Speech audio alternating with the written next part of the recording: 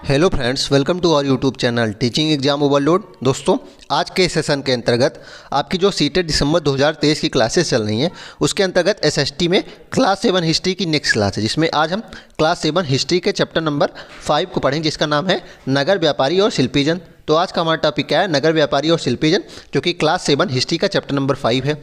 चलिए फिर सेशन को शुरू करने से पहले हमारी रिक्वेस्ट है कि हमारे चैनल को लाइक करें, सब्सक्राइब करें तथा ज़्यादा से ज़्यादा शेयर करें। इसमें पहला पॉइंट क्या है कि चोल द्वारा निर्मित राजराजेश्वर मंदिर से संबंधित तथ्य। पहला पॉइंट क्या है? चोल द्वारा जो निर्मित मंदिर थी राजराजेश्वर, उससे संबंधित कुछ तथ्य दिए गए हैं।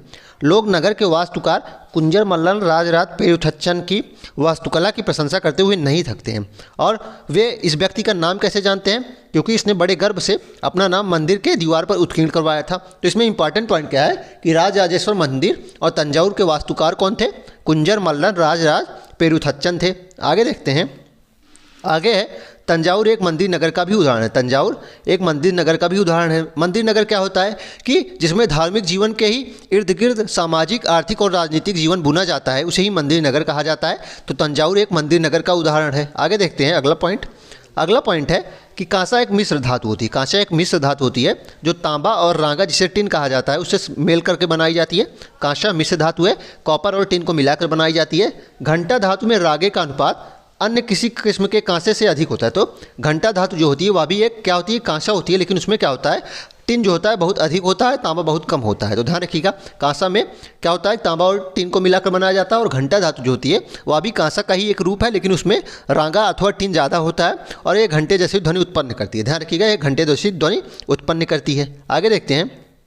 अगला मोस्ट इंपॉर्टेंट पॉइंट है जो यूपी ट्रिपल एससी पेट में एक बार प्रश्न बन गया। ध्यान रखिएगा, लुप्त मोम तकनीक के बारे में प्रश्न पूछा गया था। तो चोलकालीन जो मूर्तियां बनाई जाती थी वह लुप्त मोम तकनीक से बनाई जाती थी। ध्यान रखिएगा, लुप्त मोम तकनीक कैसे होती थी इसको चलिए देखते हैं। इस प्रविधि के अंतर्गत सर्वप्रथम मोम की एक प्रतिमा बनाई जाती थी। इसमें क्या होता था? पहले एक मोम की प्रतिमा बनाई जाती थी, फिर उसमें चिकनी मिट्टी की लेप लगाकर उसे सुखाया जाता था। उसे क्या किया जाता था? सुखाया जाता था। उसके बाद क्या किया जाता था? जब वह पूरी तरीके से सूख जाती थी तो उसे गर्म किया जाता था और एक छोटा सा छेद करके उसमें क्या होता था? छेद करने के बाद जो मोम होती थी उसे पिघलाकर बाहर निकाल लिया जाता था। तो क्या करते थे? सबसे पहले एक मोम बनाते थे, उसे चिकनी मिट्टी का लेप उस पर करते थे और उसके बाद उसे क्या करते थे? सुखाकर गर्म करते थे। और गर्म करने में क्या करते थे? थोड़ा सा छेद कर देते थे और उसमें क्या होता था कि मोम पिघल के बाहर आ जाती थी और जो मिट्टी होती थी वह पक जाती थी। उसके बाद उसी छेद से क्या होता था? कांसा धातु को भरा जाता था। कौन सी? कांसा धातु को भरा जाता था। उसके बाद जब भर दिया जाता था उसके बाद क्या होता था कि जब वह धातु ठंडी होकर ठोस हो जाती थी। जब कांसा धातु पिघली कांसा, जो पिघला हुआ कांसा होता था, जब वह ठंडा होकर ठोस हो जाता था तो चिकनी मिट्टी के आवरण को निकाल लिया जाता था। इसी प्रकार से लुप्त मोम तकनीक से कांसे की मूर्तियां बनाई जाती थी चोल काल में। देख लीजिए फिगर बनाए, ये सब कांसे की मूर्तियां हैं और लुप्त मोम तकनीक से ही बनाई गई हैं। आगे देखते हैं। आगे है कि समय के साथ बड़ी संख्या में पुरोहित, पुजारी, कामगार, शिल्पी, व्यापारी आदि मंदिर तथा उसके दर्शनार्थियों और तीर्थयात्रियों की आवश्यकता को पूरा करने के लिए मंदिर के आसपास बसते गए। तो समय के साथ ही मंदिर के आसपास के लोगों का जमावड़ा बढ़ता गया, क्योंकि जो दर्शनार्थी होते थे और तीर्थयात्री होते थे उनकी आवश्यकताओं को भी पूरा करना था, विभिन्न चीज़ों को। तो कामगार, शिल्पी, व्यापारी आदि की ज़रूरत होती थी, इसलिए मंदिर के इर्द गिर्द लोगों का जमावड़ा होता गया और इस प्रकार मंदिर नगर का निर्माण हुआ। इसी प्रकार मंदिर नगर का क्या हुआ? निर्माण हुआ। इसी रीति से मंदिरों के चारों ओर अनेक नगरों का आविर्भाव हुआ और इसी रीति से क्या हुआ? मंदिर के चारों ओर अनेक नगरों का आविर्भाव हुआ, प्रादुर्भाव हुआ। जैसे मध्य प्रदेश में भिल्ल स्वामिन, भीलसा या फिर विदिशा। मध्य प्रदेश में कौन सा है? भिल्ल स्वामिन, भीलसा या फिर विदिशा। गुजरात में सोमनाथ। कुछ अन्य महत्वपूर्ण मंदिर नगर हैं तमिलनाडु में कांचीपुरम तथा मदुरई और आंध्र प्रदेश में तिरुपति। ध्यान रखिएगा, मंदिर नगर के उदाहरण देख लीजिए। आंध्र प्रदेश में तिरुपति, तमिलनाडु में कांचीपुरम और मदुरई, गुजरात में सोमनाथ और मध्य प्रदेश में भिल्ल स्वामिन, भीलसा या फिर विदिशा। आगे देखते हैं अब अगला पॉइंट क्या है। अगला पॉइंट है कि 8वीं शताब्दी से ही उपमहाद्वीप में अनेक छोटे छोटे नगरों का संजाल सब बिछने लगा था। सॉरी, यहाँ बिछने हो जाएगा कि 8वीं शताब्दी से ही अनेक छोटे छोटे नगरों का जो संजाल था, मतलब अनेक छोटे छोटे नगर बसने लगे थे। उनमें आमतौर पर एक मंडपिका, इसमें इंपॉर्टेंट पॉइंट क्या है? उनमें एक आमतौर पर एक मंडपिका, जिसे वर्तमान समय में मंडी कहा जाता है या बाजार कहा जाता है, वह होती थी। और मंडपिका क्या कहलाती थी? आज के समय में जो बाजार का काम होता है, आज के समय में जो बाजार से जो थोड़ा सा बड़ा होता है, मंडी होता है, उसे ही मंडपिका उस समय कहा जाता है। बाद में जिसे मंडी कहा जाने लगा, जहां आसपास के गांव वाले अपनी उपज बेचने के लिए आते थे और गांव वाले यहां अपनी उपज बेचने आते थे। तो मंडपिका क्या होती है, जिसे बाद में वर्तमान काल में मंडी कहा जाता है, वही मंडपिका होती है। और यहाँ लोग अपनी उपज बेचने आते हैं। अगला पॉइंट है, उनमें ऐसी गलियां थी जहां दुकानें और बाजार थे और जिन्हें हाट कहा गया। ध्यान रखिएगा, उनमें ऐसी भी गलियां थी जहां लोग दुकान और बाजार लगाते थे और जिन्हें हट या फिर बाद में हाट कहा जाने लगा और यह वर्तमान में बाजार के रूप में जाना जाता है। ध्यान रखिएगा, इंपॉर्टेंट है। आगे देखते हैं, अगला पॉइंट है मणिग्रामम और नाना देशी क्या है। मोस्ट इंपॉर्टेंट पॉइंट है, इसलिए हाईलाइट किया है। मणिग्रामम और नाना देशी क्या है? दक्षिण भारत के महत्वपूर्ण व्यापारी संघ। तो व्यापारी लोग जो होते थे वह एक संघ बनाते थे, विभिन्न व्यापारी मिलकर एक संघ बनाते थे, क्योंकि लूटमार न हो जाए इसलिए वो ग्रुप में रहते थे और उस ग्रुप को क्या कहा जाता था? एक संघ कहा जाता था। और मणिग्रामम और नाना देशी जो थे वह दक्षिण भारत के महत्वपूर्ण व्यापारी संघ का नाम था। ध्यान रखिएगा, मणिग्रामम और नाना देशी। इनके अलावा चेट्टियार और मारवाड़ी ओसवाल जैसे समुदाय भी थे। इनके अलावा चेट्टियार और मारवाड़ी ओसवाल जैसे समुदाय भी थे जो आगे चलकर प्रधान व्यापारी समूह बने। ध्यान रखिएगा, इनको भी नोट कर लीजिएगा। गुजराती व्यापारियों में हिंदू बनिया और मुस्लिम बोहरा दोनों समुदाय शामिल था। गुजराती व्यापारियों में हिंदू बनिया का एक समुदाय था और मुस्लिम में कौन होते थे? बोहरा एक समुदाय था व्यापारियों का।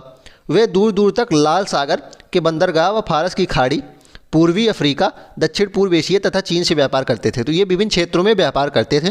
वे इन पत्तनों में कपड़े और मसाले बेचते थे। ये क्या करते थे? भारत में दो चीज़ बहुत ज़्यादा फेमस थी, भारत के मसाले और भारत के कपड़े। और बदले में अफ्रीका से सोना, हाथीदांत एवं दक्षिण पूर्व और एशिया और चीन से मसाले, टिन, मिट्टी के बर्तन और चांदी लाते थे। ध्यान रखिएगा, नोट कर लीजिएगा। तो मणिग्रामम और नाना देशी क्या है? दक्षिण भारत के महत्वपूर्ण व्यापारी संघ। इनके अलावा चेट्टियार, मारवाड़ी, ओसवाल भी समुदाय थे। और गुजरात व्यापारियों में हिंदू बनिया और मुस्लिम बोहरा होते थे, इंपॉर्टेंट समुदाय होते थे व्यापारियों के। अगला पॉइंट है कि 17वीं शताब्दी में हीरो के एक सौदागर जो बेपटिस्टे ट्रेवेनियन ने अनुमान लगाया था कि काबुल में घोड़ों का व्यापार प्रतिवर्ष 30,000 रुपये होता है। ध्यान रखिएगा, जो उन दिनों में एक बड़ी भारी रकम समझी जाती थी। अब सोचिए 17वीं शताब्दियों में प्रतिवर्ष 30,000 रुपये का व्यापार का उसने अनुमान लगाया था, तो उस समय वह वर्तमान समय में वह कितना हो गया होगा? तो 17वीं शताब्दी में एक हीरो का सौदागर था, डायमंड्स का सौदागर था। डायमंड्स का क्या था? बिजनेसमैन था। उसका नाम क्या था? बेपटिस्टे ट्रेवेनियन। और उसने क्या अनुमान लगाया था कि काबुल में घोड़ों का व्यापार प्रतिवर्ष 30,000 रुपये तक का होता है, जो उन दिनों बहुत भारी रकम थी। काबुल में मेवे, खजूर, गलीचे, रेशमी कपड़े और ताज़े फल ऊँटों पर लाद कर लाए जाते थे और उपमहाद्वीप तथा अन्य भागों में बेचे जाते थे। काबुल से क्या क्या चीज़ें आती थी? मेवे, खजूर, गलीचे, रेशमी कपड़े और ताज़े फल ऊँटों से लाए जाते थे। इनके अलावा गुलाम की भी बिक्री होती थी, गुलाम भी यहाँ लाए जाते थे। ध्यान रखिएगा, गुलामों की भी बिक्री होती थी। आगे देखते हैं अगला पॉइंट क्या है। अगला पॉइंट इंपॉर्टेंट है, बीदर के शिल्पकार तांबे तथा चांदी में जड़ाई के काम के लिए इतने अधिक प्रसिद्ध थे कि इस शिल्प को नाम ही बीदरी पड़ गया। ध्यान रखिएगा, बीदरी एक शिल्प है और यह बीदर नामक स्थान से प्रारंभ हुआ था, इसका जो कार्य हुआ था। तो बीदर के शिल्पकार तांबे और चांदी में जड़ाई का काम करते थे। तांबे की जो चीज़ें होती थी और चांदी की, उसमें जड़ाई का काम करते थे और यह इतना ज़्यादा प्रसिद्ध हुआ कि इसका नाम ही बीदरी शिल्प बन गया। चित्र ये देखिए, ये चित्र है, ये क्या है? बीदरी शिल्प। देखिए कितनी अच्छी, क्या जो है कितनी अच्छी तकनीक से इसको बनाया गया है। तो ये बीदरी शिल्प है, इसको नोट कर लीजिएगा। बीदरी शिल्प क्या होता है? बीदर के लोग बनाते थे, तांबे और चांदी की में जड़ाई का काम करते थे। पांचाल अर्थात विश्वकर्मा समुदाय, जिसमें सुनार, कसेरे, लोहार, राजमिस्त्री और बढ़ई शामिल थे, मंदिरों के निर्माण के लिए आवश्यक थे। ध्यान रखिएगा, मंदिरों के निर्माण के लिए कौन कौन से आवश्यक थे? पांचाल, जिसमें विश्वकर्मा समुदाय जैसे कि सुनार, कसेरे, लोहार, राजमिस्त्री और बढ़ई शामिल होते थे। आगे देखते हैं, आगे है इसी प्रकार सालियार या कैक्कुलार जैसे बुनकरों भी समृद्धशाली समुदाय बन गए थे। इसी प्रकार क्या होता है? सालियार समुदाय और कैक्कुलार जैसे बनकर भी समृद्धशाली समुदाय बन गए थे और वे मंदिरों को भारी दान दक्षिणा भी दिया करते थे। ये मंदिरों को भारी दान दक्षिणा दिया करते थे। इसमें सबसे इंपॉर्टेंट पॉइंट आप केवल इतना याद कर लीजिए, बीदर से यहाँ तक वो बहुत इंपॉर्टेंट हो जाएगा और ज़्यादा इंपॉर्टेंट नहीं है। आगे देखते हैं, आगे है पश्चिम बंगाल में भागीरथी नदी के तट पर स्थित मुर्शिदाबाद रेशमी वस्त्रों का प्रमुख केंद्र के रूप में उभरा था। तो पश्चिम बंगाल में जो मुर्शिदाबाद क्षेत्र था वह रेशमी वस्त्रों के एक प्रमुख केंद्र के रूप में उभरा। वह 1704 में बंगाल की राजधानी बन गया। वह 1704 में बंगाल की क्या बन गया? राजधानी, कैपिटल बन गया। लेकिन इसी शताब्दी के दौरान उसका सितारा डूब गया और इसी शताब्दी में क्या हुआ कि उसका जो प्रभाव था वह कम होने लगा, डूब गया उसका सितारा, मतलब उसका क्या है? प्रभाव बिल्कुल कम हो गया, क्योंकि वहाँ के बुनकरों इंग्लैंड की मिलों से बनकर आए सस्ते कपड़ों के साथ प्रतियोगिता में टिक न सके। तो यह हाथ से बनाए जाने वाले रेशमी वस्त्र थे, इसलिए इनका दाम क्या होता था? महंगा होता था। लेकिन जो इंग्लैंड से आते थे वो क्या होते थे? सस्ते कपड़े होते थे, क्योंकि मशीन से बनाए जाते थे, इसलिए कंपटीशन नहीं हो पाया और इसी शताब्दी में क्या हुआ कि इसका सितारा डूब गया। इसमें इंपॉर्टेंट पॉइंट क्या है? 1704 में बंगाल की राजधानी मुर्शिदाबाद बनी। आगे देखते हैं, आगे है हम्पी नगर कृष्णा और तुंगभद्रा नदियों की घाटी में स्थित है। मोस्ट इंपॉर्टेंट है, हम्पी नगर कृष्णा और तुंगभद्रा नदियों की घाटी में स्थित है। ध्यान रखिएगा, ये एनसीईआरटी से विभिन्न जगहों पे प्रश्न बनते हैं, तो इसलिए बहुत इंपॉर्टेंट है कि हम्पी नगर कृष्णा और तुंगभद्रा नदियों की घाटियों के बीच में स्थित है। यह नगर 1336 में स्थापित विजयनगर साम्राज्य का केंद्र स्थल था। तो 1336 में हरिहर और बुक्का राय द्वारा जो विजयनगर साम्राज्य की स्थापना की गई थी उसमें उसका केंद्र यह था। हम्पी के शानदार खंडहरों से पता चलता है कि उस शहर की किलेबंदी उच्च कोटि थी। तो हम्पी के जो खंडहर हैं उससे पता चलता है कि उस समय किलेबंदी वहाँ की बहुत उच्च कोटि की थी। किले के दीवारों के निर्माण में कहीं भी गारे चूने जैसे किसी भी जोड़ने वाले मसाले का यूज नहीं हुआ था। ध्यान रखिएगा, इंपॉर्टेंट पॉइंट है कि दीवारों में किसी भी प्रकार का जोड़ने वाली चीज़ों का इस्तेमाल नहीं हुआ था और शिलाखंडों को आपस में फंसाकर गूंथा गया था। शिलाखंडों कैसे बनाया गया था? आपस में फंसाकर बनाया गया था। जैसे कि यहाँ एक शिलालेख रख दिया गया, फिर यहाँ रख दिया गया, फिर यहाँ ऐसे उबड़ रखा हुआ है, तो इसी से सामान यहाँ ऐसे बना दिया जाता था।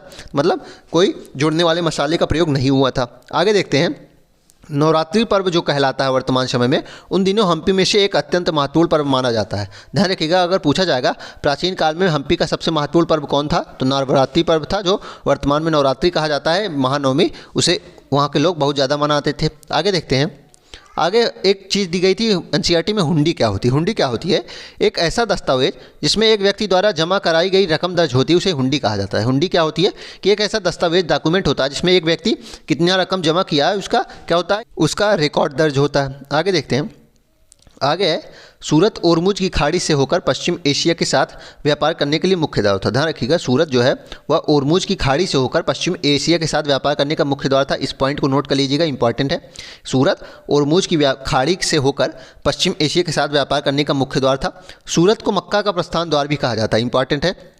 सूरत को मक्का का प्रस्थान द्वार भी कहा जाता है क्योंकि जो भारतीय मुस्लिम होते थे वह यहीं से हज के लिए रवाना होते थे। ध्यान रखिए, क्योंकि बहुत से हज यात्री जहाँ से यहाँ रवाना होते थे यहाँ से, इसलिए मक्का को प्रस्थान द्वार किसे कहा जाता है? सूरत का जो बंदरगाह था उसे कहा जाता है। और सूरत ओरमुज की खाड़ी से होकर पश्चिम एशिया के साथ व्यापार करने के लिए मुख्य द्वार था। आगे देखते हैं, आगे है कि अंग्रेज इतिहासकार ओविंगटन ने 1689 में सूरत बंदरगाह का वर्णन करते हुए लिखा है कि किसी भी एक वक्त पर भिन्न भिन्न देशों के औसतन 100 जहाज इस बंदरगाह पर लंगर डाले खड़े देखे जा सकते हैं। तो अंग्रेज इतिहासकार ओविंगटन ने क्या कहा कि सूरत बंदरगाह का वर्णन करते हुए लिखा है कि किसी भी एक समय पे अगर आप वहाँ जाएंगे तो औसतन 100 जहाज वहाँ जरूर मिलेंगे। सूरत बंदरगाह के बारे में यह बताया था। तो इंपॉर्टेंट है, पूछ सकता है कि यह किसका कथन है, तो आप बता देंगे अंग्रेज इतिहासकार ओविंगटन का कथन है।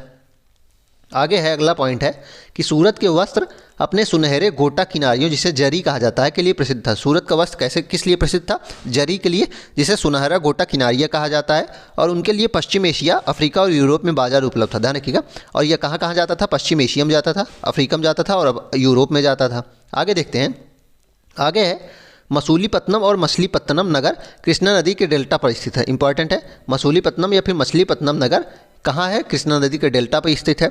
17वीं शताब्दी में यह भिन्न भिन्न प्रकार की गतिविधियों का नगर था। 17वीं शताब्दी में यह भिन्न भिन्न गतिविधियाँ यहाँ होती थी। आगे देखते हैं, आगे है कि हॉलैंड और इंग्लैंड दोनों देशों की ईस्ट इंडिया कंपनियों ने मसूलीपट्टनम पर नियंत्रण प्राप्त करने का प्रयत्न किया। तो हॉलैंड और इंग्लैंड दोनों देशों की ईस्ट इंडिया कंपनी जो भारत में आई थी व्यापार करने, दोनों जो कंपनियां थी और वहाँ के मालिक इस क्षेत्र पर अधिकार करने के लिए प्रयत्न हमेशा करते रहे, क्योंकि तब तक वह आंध्र तट का सबसे महत्वपूर्ण पत्तन था। क्योंकि उस समय प्रश्न बनेगा कि दोनों कंपनियां उस समय क्या करती थी, यहाँ का अधिकार प्राप्त करने के लिए जदोजहद करती रहती थी, लड़ाई करती रहती थी। ऐसा क्यों था? क्योंकि तब वह आंध्र प्रदेश का सबसे महत्वपूर्ण पत्तन बन गया था। ध्यान रखिएगा, वह आंध्र प्रदेश का सबसे महत्वपूर्ण पत्तन बन गया था। मसूलीपट्टनम का किला हॉलैंड वासियों ने बनाया था। ध्यान रखिएगा, मसूलीपट्टनम का जो किला था उसे किसने बताया था? हॉलैंड वासियों ने बसाया था। इसको ध्यान रखिएगा, बनाया था, इंपॉर्टेंट है, इसको नोट कर लीजिएगा। मसूलीपट्टनम का किला हॉलैंड वासियों ने बनाया था। आगे है कि वर्तमान मुंबई 1668 में अंग्रेज ईस्ट इंडिया कंपनी ने अपना मुख्यालय यहाँ पर स्थापित किया। तो 1600 पूछा जाएगा 1668 में अंग्रेज ईस्ट इंडिया कंपनी ने अपना मुख्यालय कहाँ बनाया? तो मुंबई में बनाया। ध्यान रखिएगा, मुंबई में बनाया। आगे देखते हैं, आगे है गुमास्ता, एक पॉइंट दिया गया था। गुमास्ता क्या होता है? तो यूरोपीय ट्रेडिंग कंपनी का व्यापारिक गतिविधियों का जो प्रभारी अधिकारी होता है उसे गुमास्ता कहा जाता है। गुमास्ता किसे कहते हैं? कि यूरोपीय ट्रेडिंग कंपनी जो होती है उसका व्यापारिक गतिविधियों का जो अधिकारी होता है। व्यापारिक गतिविधियाँ कैसी हो रही हैं, मतलब व्यापार से संबंधित, ट्रेडिंग कंपनी के व्यापार से संबंधित जो अधिकारी होता है उसे गुमास्ता कहा जाता था। आगे देखते हैं, आगे हमारा अगला पॉइंट है कि 1686-87 में मुगल बादशाह औरंगजेब ने गोलकुंडा का मुगल साम्राज्य में मिला लिया था। ध्यान रखिएगा, गोलकुंडा को पूछा जाएगा किस मुगल शासक ने जीता था? 1686-87 में औरंगजेब ने जीता था। इंपॉर्टेंट है। आगे देखते हैं। आगे है पुर्तगाली नाविक वास्को डी गामा अटलांटिक महासागर के साथ साथ यात्रा करते हुए केप ऑफ गुड होप से निकलकर और हिंद महासागर को पार करते हुए भारत पहुंचा। ध्यान रखिएगा, प्रश्न पूछता है कि वास्को डी गामा कहाँ से निकला था, तो केप ऑफ गुड होप से निकलकर हिंद महासागर पार करते हुए भारत में कहाँ पहुंचा था, केरल में पहुंचा था। ध्यान रखिएगा, केरल के कालीकट तट पर पहुंचा था, इंपॉर्टेंट है, केरल के कालीकट तट पर पहुंचा था। उसे अपनी पहली यात्रा को पूरा करने में 1 वर्ष से भी अधिक समय लगा, तो उसने अपनी पहली यात्रा 1 वर्ष से भी अधिक समय लिया। वह 1498 में कालीकट पहुंचा और अगले वर्ष पुर्तगाल की राजधानी लिस्बन लौट गया और 1499 में कहाँ लौट गया, अपनी राजधानी अपने पुर्तगाल देश की लिस्बन लौट गया। तो प्रश्न ये भी बन सकता है पुर्तगाल की राजधानी क्या है, तो लिस्बन है। आगे है कि इस समुद्री यात्रा के दौरान उसके 4 में से 2 जहाज़ नष्ट हो गए और 170 यात्रियों में से केवल 54 ही जीवित रहे। और इस यात्रा के दौरान क्या हुआ, उसके 2 जहाज़ नष्ट हो गए, टोटल 4 जहाज़ थे, 2 नष्ट हो गए और 170 यात्री आए थे, लेकिन केवल 54 ही जीवित बचे थे।